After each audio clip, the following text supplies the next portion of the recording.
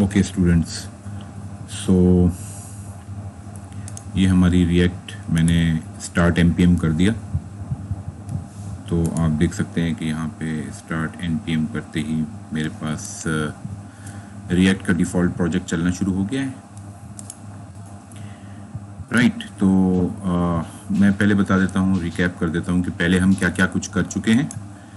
अगर आप देखें तो ये होम स्टार्टेड, ये इंस्टॉल कैसे करना है, नोड को कैसे इंस्टॉल करना है, गेटिंग स्टार्टेड में सारी इंस्टॉलेशन और create my react app npx के थ्रू आप किस तरह क्रिएट करते हैं, सब कुछ यहाँ पे मैं आपको डिस्कस कर चुका हूँ। इसके अलावा जो स्ट्रक्चर था प्रोजेक्ट का वो भी मैं आपसे पिछले ट्यूटोरियल में डिस्कस कर चुका हूँ कि रिएक्ट की ऐप का स्ट्रक्चर क्या होता है, कौन सी फाइल कहाँ होती है, पब्लिक में index.html से किस तरह से रेंडर हो रहा होता है, ये सब कुछ मैं डिस्कस कर चुका हूँ। ES6 में हमने ये सारी चीज़ें पढ़ ली थी। तो एरो फंक्शंस वगैरह, क्लासेस, वेरिएबल्स, ये सब कुछ हम कर चुके हैं। रेंडर HTML कैसे करता है रिएक्ट, ये भी मैं आपको बता चुका हूँ, लेकिन रिवीजन के तौर पे आज के लेक्चर में मैं आपको यहाँ से स्टार्ट करवाऊँगा। तो और उसके बाद फिर हम JSX components, classes and props, तो कंपोनेंट्स भी मैं आपको ES6 में कुछ बता चुका हूँ। JSX भी आप फेमिलियर हैं, और क्लासेस कैसे बनाते हैं रिएक्ट में ये हम देख लेंगे। प्रॉप्स को कैसे यूज़ करते हैं, प्रॉपर्टीज़ को, एट्रीब्यूट्स को, तो ये सारी चीज़ें हम आज के लेक्चर में देख लेंगे। तो चलें स्टार्ट करते हैं यहाँ से कि रेंडर HTML से, उसके बाद JSX, फिर कंपोनेंट्स, फिर क्लासेस करेंगे एंड देन प्रॉप्स।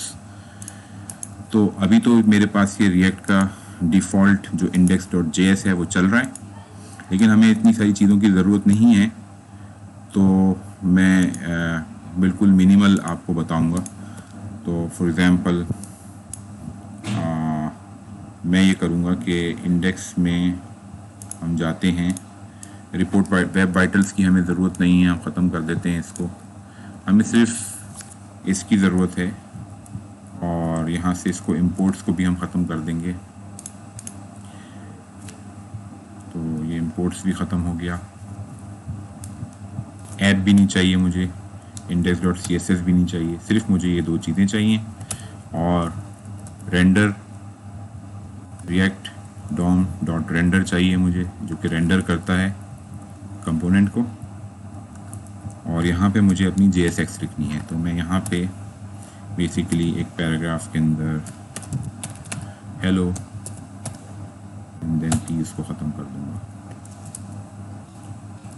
ठीक है, तो ये एक ही लाइन पे मैं इसको कर देता हूँ सिंप्लिसिटी के लिए, ताकि आपको पता चल सके किस तरह से हम इसको रेंडर कर रहे हैं। तो जब मैं इसको सेव करूँगा तो आप देखेंगे कि बड़ी आसानी से ये अभी हेलो को रेंडर करके दिखा रहा है। अच्छा, होता क्या है ये मैं आपको ज़रा दोबारा बता दूँ क्विकली, मैं बता चुका हूँ कि ये div जो रूट की आईडी है उसके अंदर इसको ये रिएक्ट को रेंडर करता है। तो और ये आईडी होती कहाँ है, ये इंडेक्स public.html के अंदर, इंडेक्स पब्लिक के फोल्डर में index.html के अंदर ये एक फ़ाइल होती है, जहाँ पे HTML फाइल के अंदर सिर्फ ये एक div लिखी हुई और कुछ भी नहीं है, बॉडी के अंदर div है, div में आईडी रूट है, तो ये जो कुछ भी रेंडर करेगा ये इसी div के अंदर रेंडर करता है। फिर बॉडी क्लोज हो जाती है, HTML क्लोज हो जाती है। तो क्योंकि ये SP है, सिंगल पेज एप्लीकेशन है, तो जो कुछ भी पेज में लोड करना होता है वो इसी div में लोड होता है। ज़रूरी नहीं कि आईडी रूट हो, ये कोई सी भी आईडी हो सकती है, आपको यहाँ पे बताना पड़ेगा कि वो कौन सी आईडी है जिसके इनर HTML में इसको रेंडर किया जाएगा। ठीक है, तो ये इस तरीके से चल रहा होता है। तो आप देखेंगे यहाँ पे इनर HTML के अंदर ये यहाँ पे हेलो को इसने रेंडर कर दिया है। अगर आप इसको H1 कर देंगे, इसको भी H1 कर देंगे, तो ये JSX में यहाँ पे भी लिख रहा हूँ, तो ये H1 में इसको रेंडर कर देगा। ठीक है, तो ये इसका बेसिक रिएक्ट किस तरह से इसको रेंडर करता है ये हमने देख लिया है। तो आपको रिएक्ट को इंपोर्ट करना पड़ेगा, आपको रिएक्ट DOM को इंपोर्ट करना पड़ेगा, और आपको रिएक्ट DOM.render का फंक्शन जो है वो यूज़ करना पड़ेगा। और रेंडर का फंक्शन पहले आर्ग्यूमेंट में JSX लेता है, दूसरे आर्ग्यूमेंट में हम इसको बताते हैं कि इन पब्लिक के फोल्डर में जो index.html है उसके कौन से div के एलिमेंट पे जिसकी आईडी रूट हो इसको रेंडर करना है आपने। ठीक है, तो ये आप कर देते हैं। तो अच्छा, अब मैं थोड़ा सा एग्जाम्पल को कॉम्प्लेक्स करके आपको थोड़ा सा और दिखा रहा हूँ। फॉर एग्जाम्पल जैसे माई एलिमेंट को मुझे रेंडर करवाना है, तो अब माई एलिमेंट के अंदर मैंने ये JSX दे दिए। इसके अंदर टेबल है, 3 तरह की रोज़ हैं इसमें, नेम, हेडिंग में नेम आ जाएगा रो में, पहली रो में, फिर उसके बाद जो है वो जॉन है, और थर्ड रो के अंदर एल्सा है। ठीक है, तो जब मैं इसको सेव करूँगा तो आप देखेंगे कि यहाँ पे नेम, जॉन, एल्सा आ गया। और ये अगेन इसी तरह से डिव के अंदर टेबल है, टेबल के अंदर फिर रोज़ हैं, और ये डेटा इस तरह से मुझे नज़र आ रहा है। ठीक है, तो ये अगेन इसको इसी तरह से यहाँ पे रेंडर कर देगा।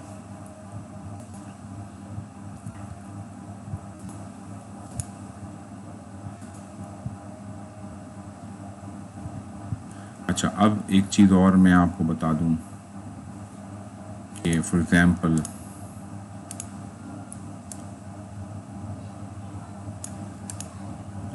माई एलिमेंट को भी मैं ख़त्म कर देता हूँ। फॉर एग्ज़ाम्पल मुझे इसकी ज़रूरत नहीं है, मैं हेलो को ही रेंडर करवाऊँगा। तो मैं लिखता हूँ पी के अंदर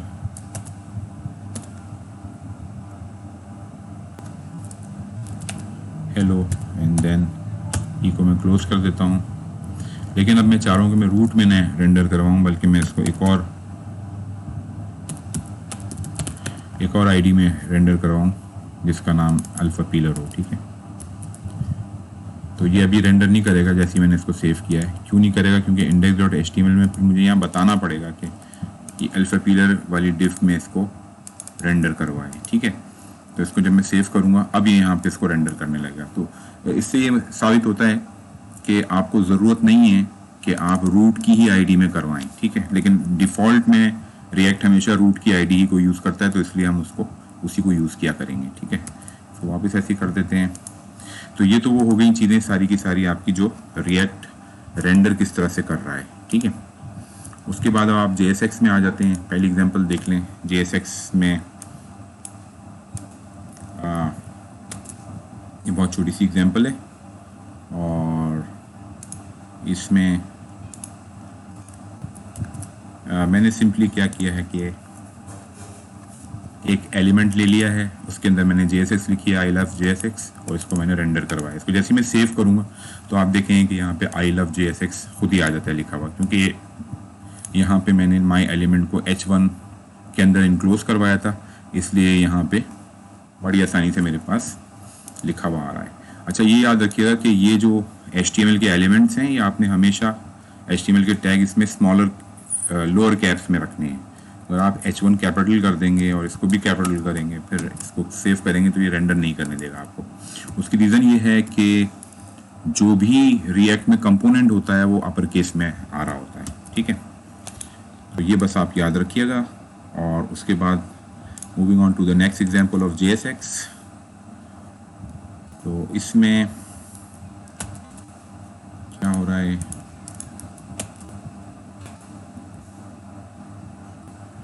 ठीक है, अगर आपको JSX यूज़ नहीं करनी है तो आप क्या करते हैं, तो आपको JSX के बगैर की दुनिया कैसी होगी ये मैं आपको बता दूं।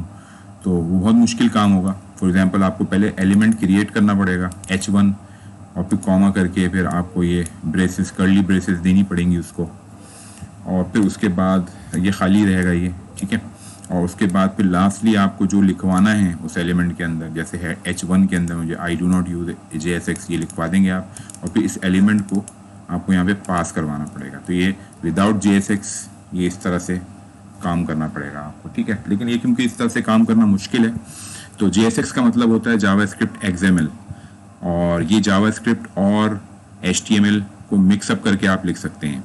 ठीक है, तो जो भी आप को जावास्क्रिप्ट लिखनी होती है वो फिर आप कर्ली ब्रेसेस के अंदर लिख रहे होते हैं। जैसे जैसे हम आगे चलेंगे आपको और समझ में आता जाएगा।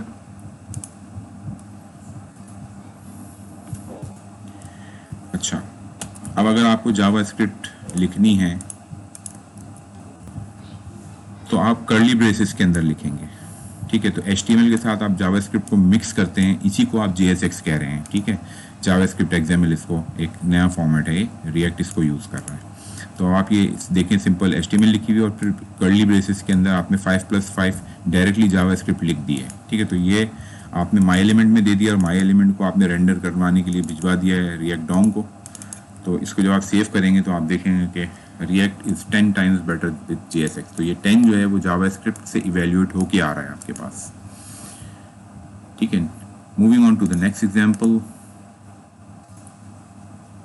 अच्छा, अब आपने क्या किया है कि सिंपली अनऑर्डर्ड लिस्ट को अगर आपको रेंडर करवाना है तो आप क्या करेंगे कि माई एलिमेंट, आप एक कॉन्स्ट ले लेंगे माई एलिमेंट का और उसके अंदर आप अनऑर्डर्ड लिस्ट ले लेंगे और इसको जब आप सेव करेंगे तो आप देखेंगे कि ये अनऑर्डर्ड लिस्ट यहाँ पे आना शुरू हो गई है। अच्छा, ये हमेशा इसी रूट की डिव में इसको रेंडर करेगा।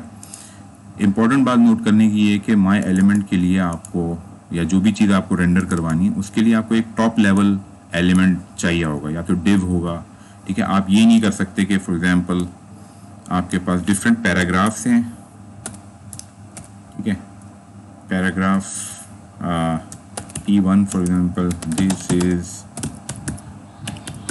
पैराग्राफ 1, ठीक है, P आ गया और फिर मैं ये कह दूंगा कि दिस इज पैराग्राफ 2, ठीक है। क्योंकि इसका पेरेंट एलिमेंट कोई भी नहीं है इसलिए आपको एरर देगा, नहीं करने देगा। अगर इसको करना है तो फिर आपको ये करना पड़ेगा कि आपको इसको किसी डिव में इनक्लोज करना पड़ेगा और तभी आप इसको कर सकते हैं, ठीक है। तो ये डिव में जैसे ही इनक्लोज होगा ये चलना शुरू हो जाएगा, this is paragraph 1, this is paragraph 2, ठीक है। तो अगर डिव नहीं देनी है या कोई पैरेंट एलिमेंट आपकी नहीं समझ में आ रहा है तो आप फ्रैगमेंट में भी कर सकते हैं। फॉर एग्जांपल आप ये करेंगे कि कुछ भी नहीं लिखेंगे, इसको स्लैश इस तरह से स्टार्ट करेंगे और स्लैश करके ख़त्म कर देंगे, तो that is known as fragment, फिर भी ये चलेगा, ठीक है। तो ये फ्रैगमेंट में इनक्लोज करना कहते हैं इसको। लेकिन कुछ ना कुछ टॉप लेवल होना चाहिए और उसके अंदर नेस्टेड जितनी भी HTML है वो जाएगी। एक पेरेंट टैग होगा उसके अंदर और वो प्रॉपरली क्लोज होना चाहिए, ठीक है। तो moving on to the next example. Okay, वही एग्जांपल है, डिफ के अंदर आपने 2 हेडर्स लिए हुए हैं, ठीक है। तो कॉन्स्ट को आप इस तरह से दे लें, ठीक है। तो डिफ के अंदर आप 2 एलिमेंट लें, हेडर हेडर, ये हो जाएगा। अगेन अगर आप इसमें से सिर्फ एक दे रहे हैं तब तो ये कर देगा, ठीक है। लेकिन अगर जैसे ही आपने कहा कि नहीं आपको 2 एलिमेंट्स 2 हेडर्स चाहिए, H1 और H2 फॉर एग्जांपल,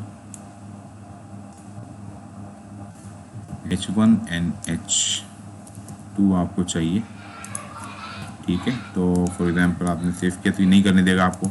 अगेन आपको इसको किसी फ्रैगमेंट में डालना पड़ेगा और फ्रैगमेंट में डाल के फिर ये रेंडर होगा। जैसे ही आप इसको फ्रैगमेंट में डालते हैं फिर ये रेंडर करना शुरू कर देता है, ठीक है।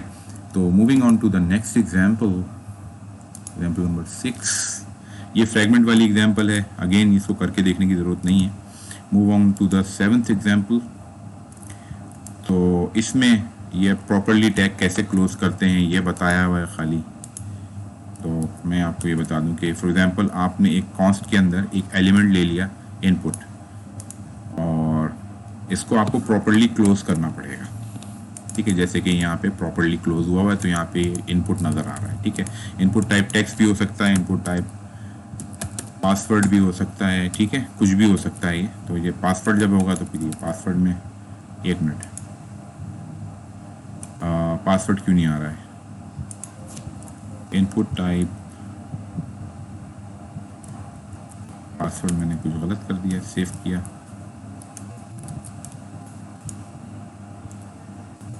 Okay, input type password. तो मैंने यहाँ पे क्या चीज़ गलत की है, इनपुट टाइप अगर मैं रेंज कर दूंगा, ठीक है, फॉर एग्जांपल रेंज में कर देता हूँ तो ये रेंज में कन्वर्ट हो जाता है, ठीक है। तो इनपुट टाइप टेक्स्ट से ये टेक्स्ट बॉक्स में आ जाता है, इनपुट टाइप पासवर्ड से ये अब आ गया, ओके। वो मेरे पास पहले टाइपो हो रहा था शायद स्पेलिंग का। तो एनी हाउ ये अगर मैंने प्रॉपरली क्लोज नहीं किया हुआ है ना, फॉर एग्जांपल इनपुट को मैं क्लोज नहीं करता हूँ, इस तरह से दे देता हूँ, तो ये मुझे एरर देगा। मुझे इसको इनपुट को प्रॉपरली क्लोज करना पड़ेगा तभी ये चलेगा। ठीक है, मतलब इनपुट तो मैं इस तरह से क्लोज कर सकता हूँ, लेकिन अगर फॉर एग्जांपल कोई और टैग है, फॉर एग्जांपल माई एलिमेंट में मैं देता हूँ टेबल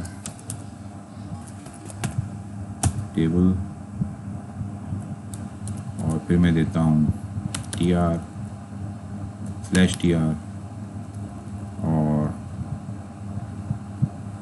टेबल को भी मुझे फिर प्रॉपर क्लोज करना पड़ेगा, टेबल सॉरी, ठीक है, tr और इसके अंदर एक टेबल डेटा दे देते हैं td एंड देन /td। तो ये जब प्रॉपर क्लोज होगा तभी ये चलेगा। ठीक है, तो td के अंदर फॉर एग्जांपल td के अंदर फॉर एग्जांपल मैं यहाँ पे लिख देता हूँ 1 2 3 4 डिजिट लिख देता हूँ मैं, तो ये मुझे नज़र आ रहा है। टेबल को जब मैं बॉर्डर दूंगा, बॉर्डर इक्वल टू 1, ठीक है, तो ये फिर टेबल का बॉर्डर यहाँ पे मुझे दिखा रहा है। ठीक है, तो इसी तरह से, लेकिन अगर ये प्रॉपरली क्लोज नहीं है JSX या टेबल प्रॉपरली क्लोज नहीं है, मैं टैग मिक्स कर रहा हूँ यहाँ पे, ठीक है, तो ये मुझे एरर देना शुरू कर देगा। तो ये आप ख्याल रखिएगा इस बात का कि टैग्स जो हैं वो प्रॉपरली क्लोज हों। टेबल को मैं इस तरीके से क्लोज नहीं कर सकता कि यहाँ पे मैं लगा दूँ। इनपुट को तो मैं क्लोज कर सकता हूँ, टेबल के अंदर कोई इनपुट हो तो उसको इस तरह से क्लोज किया जा सकता है, लेकिन टेबल को मैं इसी तरह से क्लोज करूँगा। ठीक है, तो टेबल के अंदर ये आ गया, और टेबल के अंदर अगर इनपुट टैग है तो मैं यहाँ पे लिखूँगा इनपुट टाइप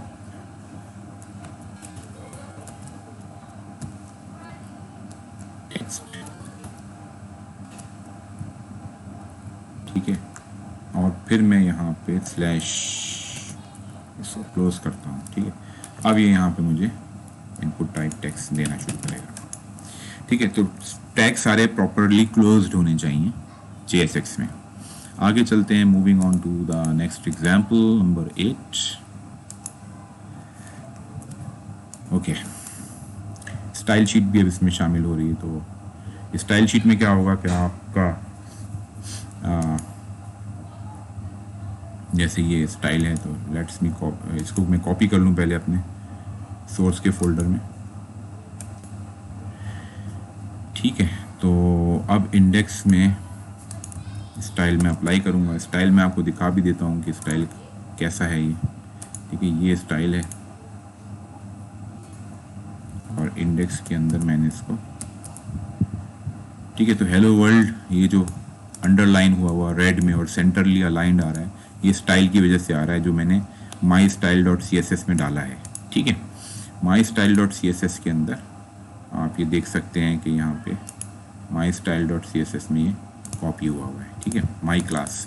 लेकिन इम्पॉर्टेंट बात ये है कि JSX के अंदर आपने जब भी क्लास नेम लिखना है तो आपने क्लास नेम कैमल केस में लिखना है। तो नॉर्मल जावास्क्रिप्ट में आप सिर्फ क्लास इक्वल टू करके लिख देते हैं। रिएक्ट के JSX में आपने क्लास नेम करके आपने क्लास को अप्लाई करना होता है। ये बात आप याद रखिएगा। ठीक है, तो moving on to the next example number 9। तो इसमें एग्जाम्पल काइंड ऑफ बड़ी सिंपल है।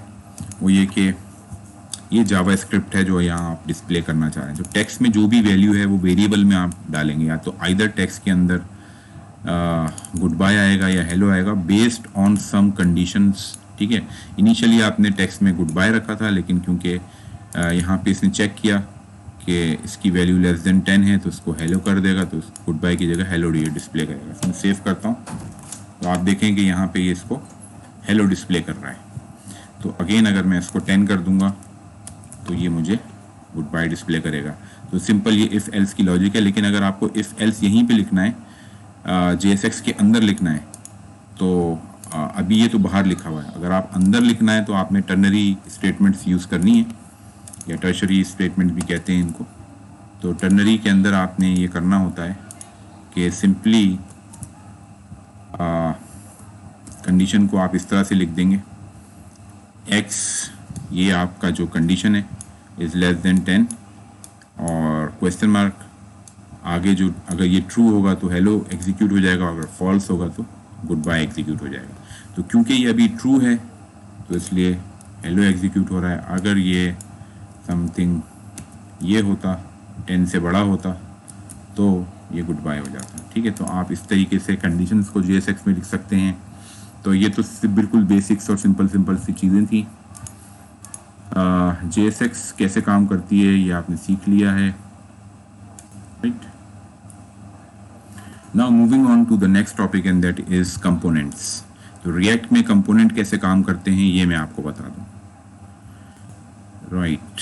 तो रिएक्ट के अंदर जो कंपोनेंट हैं वो क्लास कंपोनेंट भी हो सकते हैं, मैंने आपको ये बताया था कि वो फंक्शनल कंपोनेंट भी हो सकते हैं, और वो रिएक्ट के अंदर आप मॉड्यूल के अंदर क्लासेस, फंक्शनल कंपोनेंट और डेटा को एक्सपोर्ट कर सकते हैं। ये मैंने आपको ES6 के रिवीजन में बताया था। ठीक है, तो क्लास कंपोनेंट्स को हम बाद में देखेंगे, पहले हम रिएक्ट के सिंपल कंपोनेंट्स को देखते हैं। ठीक है, तो यहाँ पे एक कार का कंपोनेंट है जो कि मैंने क्रिएट किया है। फॉर एग्जांपल इंडेक्स के अंदर एक सिंपल कार का कंपोनेंट क्रिएट कर लिया। अच्छा, जब भी मैं क्लास कंपोनेंट क्रिएट करूंगा, ये भी क्लास कंपोनेंट की बात हो रही है, तो क्लास कार मैंने क्रिएट किया है, मैं इसको एक्सटेंड करूंगा रिएक्ट कंपोनेंट से, और हर क्लास कंपोनेंट के अंदर रेंडर का तो फंक्शन होगा ही होगा। ठीक है, जो कि इसको रिटर्न करवाएगा कि क्या चीज़ रेंडर करनी है। तो फॉर एग्जांपल ये H2 hi I am a car, ये इसको रेंडर करवाना है। तो ये कंपोनेंट को आपने, ये कार का कंपोनेंट था, इसको क्लोजिंग टैग के साथ आपने प्रॉपर्ली क्लोज करके JSX बना के, बेसिकली JSX के फॉर्मेट में डाल के इसको यहाँ पे पास ऑन कर दिया रेंडर के फंक्शन को, रिएक्ट के रेंडर को, और ये उसी तरह से रूट की आईडी में इसको डिस्प्ले करवा रहा है, राइट। तो अब अगर आप को देखना है कि फॉर एग्जांपल जी, तो ये जो कार है वो अगर फंक्शनल कंपोनेंट में मैं इसको कन्वर्ट करूँगा क्लास कंपोनेंट से तो क्या होगा। ठीक है, तो मैं क्या करूँगा, सिर्फ इसको फंक्शन कर दूंगा, फंक्शन कार, इसको फिर मुझे एक्सटेंड करने की ज़रूरत नहीं है। ठीक है, function car and that's all. ये यहाँ पे मैंने क्या चीज़ गलत की है, error in index of the module expected. अच्छा, ओके,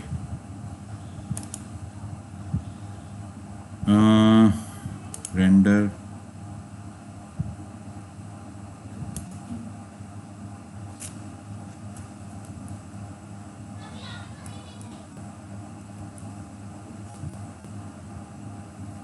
ठीक है, तो ये तो फंक्शन हो गया कार, यहाँ पे आ गया, राइट। और फंक्शन के अंदर ओके, राइट, फंक्शनल कंपोनेंट में मैं इसको इस तरह से कर दूंगा, नहीं, ओके, होल्ड ऑन, हाँ, रिटर्न के अंदर ये लगेगा, तो सॉरी, अच्छा, तो बेसिकली ये क्या हो रहा है यहाँ पे, रिटर्न में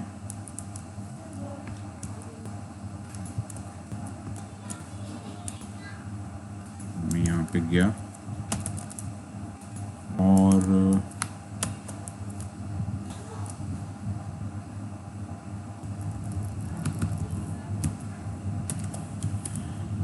ठीक है, तो यहाँ पे मैंने गलती ये की है कि मैंने इसको सॉरी, क्या गलती की थी मैंने,